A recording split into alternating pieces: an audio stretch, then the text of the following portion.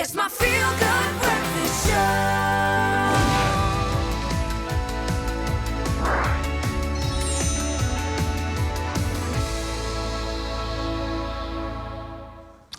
Welcome back as we get into the journey of our children. Imagine how different we'd all be if we had better control over our thoughts, our emotions, and our actions. Imagine how much happier we could be if we had the mental discipline to develop more positive thought patterns instead of entertaining the more limiting ones.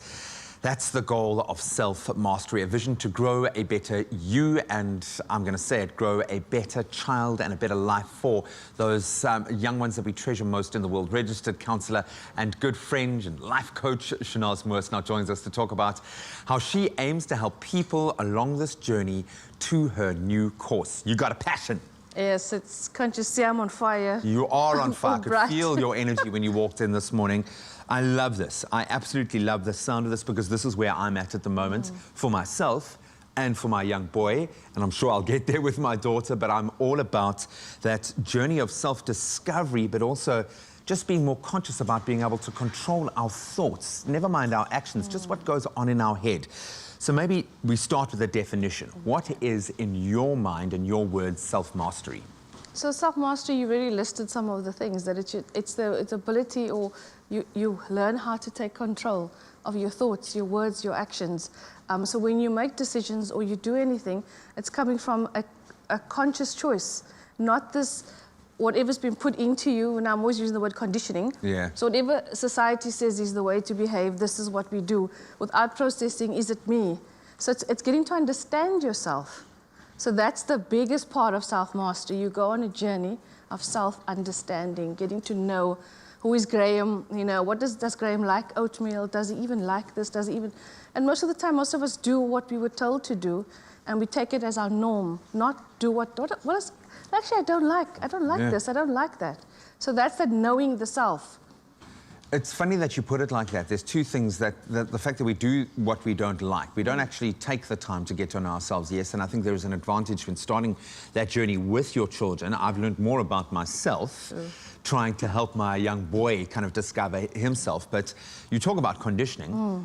You've got to push back. If we're going to now achieve this self-control, this self-mastery, you are fighting against a lifetime of conditioning. How do we get there?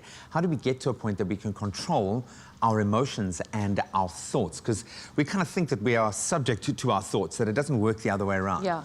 I think that, you know, if I remember how my journey started, I was extremely angry. So I had no control over my anger. So I was an angry mom. So I thought, let's go there, let's work on the anger. But I was not an angry mom only, I was a perfectionist mom, and that's why I was always angry. So I worked on anger, worked on perfectionism, kept on. So this is what it is only what is in front of me now. Oh, this is here, and things hide behind each other. They hide behind each other. So when you peel off one layer that's visible, sometimes everyone can see what it is that you need to work on, except you. So it doesn't really help until it comes into your frame of awareness. Oh, my word. Because I was like of a score of angry, like 10 out of 10. I was like 50.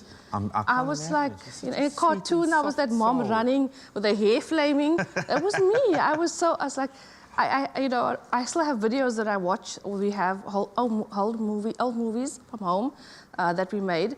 And I see myself, this version I do not identify with anymore because she was angry. She ain't singing Katy Perry in the car on the way home. Oh, no, she was like, no. She was critiquing Katy Perry singing all the time and everything. But this is essentially the journey you go on, that you start somewhere and you just keep moving. There's no end. There's just more of you to know and more of you to love. And grow through that process. You say it's a journey. It's a first step. What is that first step? Awareness. Creating a sense of self-awareness, because we all act from watching the other. What is he doing? Why is she doing that? Even with our kids, we focus on what they are doing. We move the awareness from ourselves onto others. So if I don't have self-awareness, how do I know what my thoughts are? So every time something doesn't work out for me or somebody upsets me, oh, it's because of the other person. But if I had self-awareness, I'd be like, okay, I wasn't in a good space, or I was a bit stroppy with that comment. So that you watch yourself. You don't watch anyone else. And self-awareness is hard. It's hard, but it's such a gift to actually have it. You are actually going to be hosting an event soon. We're going to have all of those details on our website. There you can see it on screen. Self-Mastery Institute's Time to Heal. I love the sound of that right now, where our group consciousness is, where globally. ourselves and our children are. We've had one shared global experience, as you say. So we're going to keep those details up, but you can go to happyconfidentme.co.za to get all of the details. You're going to stick around because our journey of self-mastery has only just begun. And hopefully this excites you as much as us, not just about ourselves, but about how you can pass this on to your children at such a critical time. And once again, empathizing with all of the parents and the kids going back to school this week. We know that is a challenge in itself. We are right there with you.